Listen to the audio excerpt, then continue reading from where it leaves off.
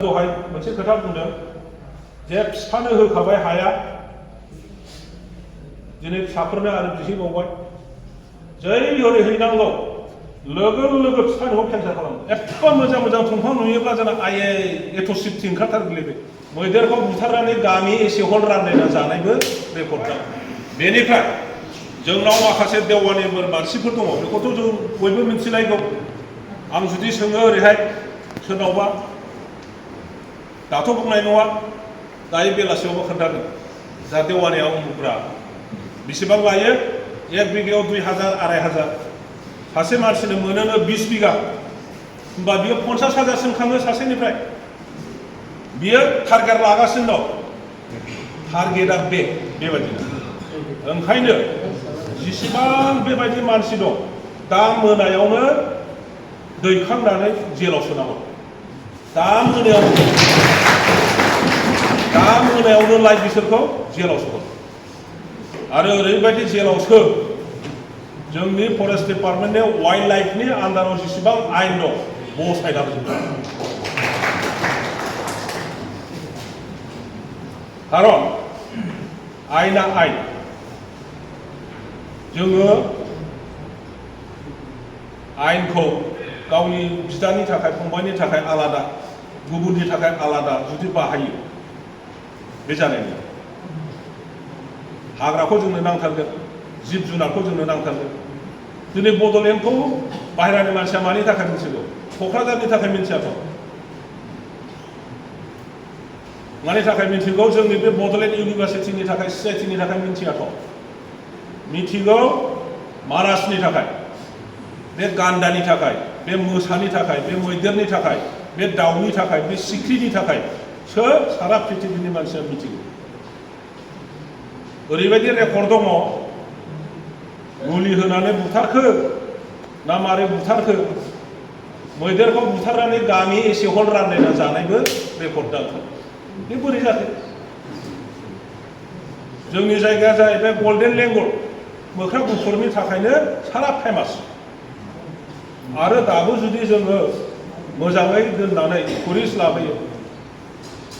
दार्जिलिंआव जेरैबायदि थाङो जोंनि जायगायावबो बिदिनो फैगोन काजिरङायाव जेरै थाङो जोंनि जायगायाव बे जायगायाव फैजोबो मानसिफोर सारा पृथिबीनि खिन्थु बे गल्डेन लेंगुरखौनो आजिखालि माबा सिलाय मोनसैनो मटर साइकेलाव सानै सानै थांनानै बानदिंलायनानै थाङो हाग्रायाव द्राव गावो बानलायलायनानै लाबोयो। जोंनि जाथिया एथ' जघन्य इसोरा जिसु ख्रिस्ट'आ इसोरा भगबाना शिबा हिन्दुफ्रा जायखौ फुजियो ख्रिस्टानफ्रा जायखौ फुजियो इस्लामा जायखौ फुजियो बिसोरो जोंनो जानानै थांनो थाखाय हरखादों। जोंनो दाउ हरखाबाय जोंनो बोरमा हरखाबाय जोंनो अमा हरखाबाय जोंनो हांसो हरखाबाय बायदिसिना हरखाबाय जों बे हाग्रानि मोख्राखौ जानानै नोङो बेमार हामखो नोङो गियानि जाखो ना नोङो फालवान जाखो ना थाखा फैसा मोनखो नोंलाय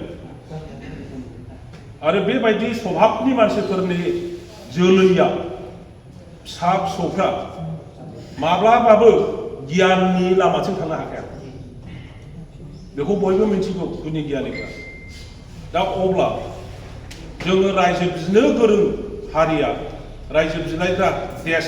सासन खालामनो लुबैग्रा बे जाथिनि स्वभाबा जुदि बे रोखोम जायो नाखौ जुदि मुलिसो होनानै जायो मैखौ जुदि मुलि होनानै जायो गावनो बेमारबो सोना लायाखै इसोरा जोंनो हरखाबाय जानो बिनि बादै जोङो इसोरनि सृष्टिखौनो नस्थ' खालामबावबाय। दस्रा जायगायाव थाङोब्ला दंफां एसे नुब्लानो बा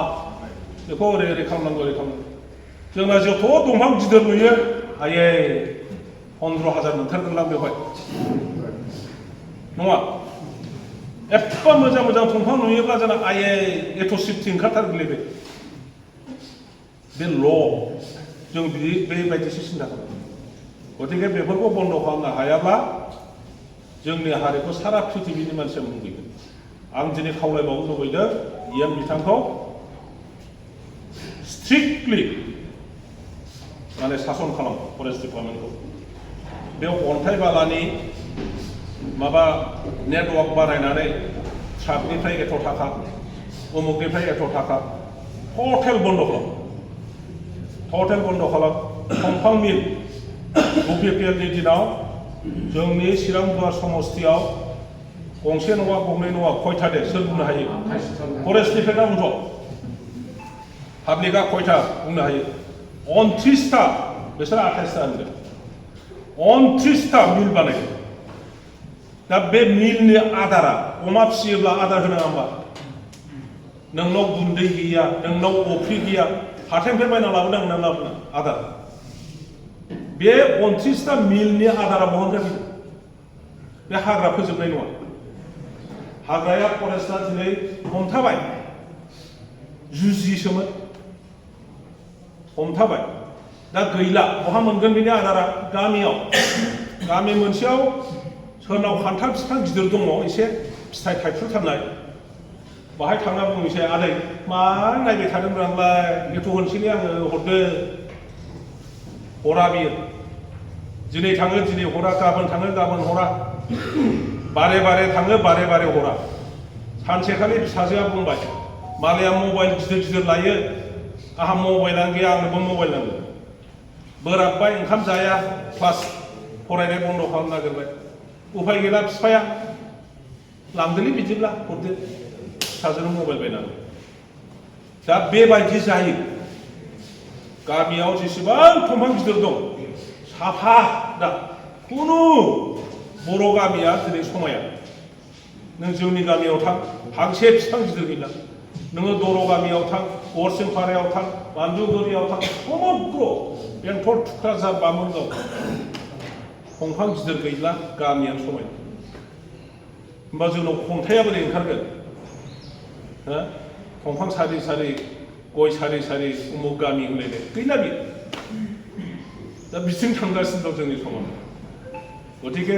बयबो बेफोरखौ सिन्था खालामलायदो रावबो हारसिङै लेक्सार बुंनानै आयेन आखायाव लावथि लानानैथ' बन्द' खालामनो हाया आङो आंनि फिसाखौ बुजायनांगोन आंनि फिसाया गावसिनि फिसाखौ बुजायलांनांगोन अब्लासो बे समाजा सुस्थ' मोनसे सभ्य समाज हिसाबै थांनानै थागोन आरो बेखिनिखौ बुंबाय आंनि साइडनिफ्राय आं बेखौनो खावलायबाय फरेस्ट डिपार्टमेन्टखौ जे जेसेबां दंफां मिल दं बन्द' खालाम गामियाव सोलिनांगौ न' लुनाय बायदिसिनायाव नांगौ बिनि थाखाय सिलेक्टेड फिउ मोनसे मोननैल' दोन एरिया लानानै जोंनि समस्तियाव दोनोब्ला मोनसेल' दोन बा मोननै आरो बेखौ स्ट्रिक्ट मोनसे कन्डिसन खुनु हाग्रानि दंफां गाहाय सोनो मोना आरो सोब्लानो अक्सननिफ्राय लांनायनि बादै 2 नाम्बारनि दंफां माबादोंबा लोगो लोगो लाइसेन्सआ केन्सेल आरो दहाय मोनसे खोथा बुंदों जे बिफानो होखाबाय हाया दिनै फिसाफोरनो आरो बिहैबावबाय जै हरै हैनांगौ लोगो लोगो बिफानिखौ केन्सेल खालामदो बे आगोलाव होनायखौ केन्सेल खालामदो आरो बे हाखौ फरेस्ट डिपार्टमेन्टनि आन्दाराव लाबोफिनदो समग्र सोरबा बिदि खालामदोंब्ला दानो डिपार्टमेन्टनिफ्राय दायित्व होदो मोनसे कमिटि बानायनानै हो सोरबाफोर बिदि बानायदोंब्ला लोगो लोगो बे हाखौ फरेस्ट डिपार्टमेन्टनि आन्दाराव लाबोफिनदो आरो मोनसेबाव गोरिब होननानै जोङो हाखौ सिफायहैबाय हाखौबो मोनबाय दानिया हाखौ फानलांबाय खोलाहानि कन्ट्रेक्टरफोरनो नंगौना नङा खोलाहानि कन्ट्रेक्टरफोरनो क'क्राझारनि जाहा चिरां बङाइगावनि कन्ट्रेक्टरफोरनो फानलांबाय फाननानै बिसोरो दुगा दुगा बलेर' लायै लायै गारि गिदिर गिदिर लायै लायै गय बागानाव लागायो अबे अधिकारजों थाखा गोनां फैसा गोनां बे मानसिफ्रा फरेस्टनि हाखौ मोनदों आङो 15 बोसोर फरेस्टनि मालिकमोन आं 1 इन्सि हा लादों नामा खोन्थानाय सोरबा आंखौ प्रमाण देखाय 1 इन्सि आङो फरेस्टनि हा लादों नामा दा नुनो मोनदों सरलपारानिफ्राय आरम्भ खालामनानै ओरै जोंहा दादगारि सान्तिपुर ओरै समग्रआव जत्थ' गय बागान गिदिर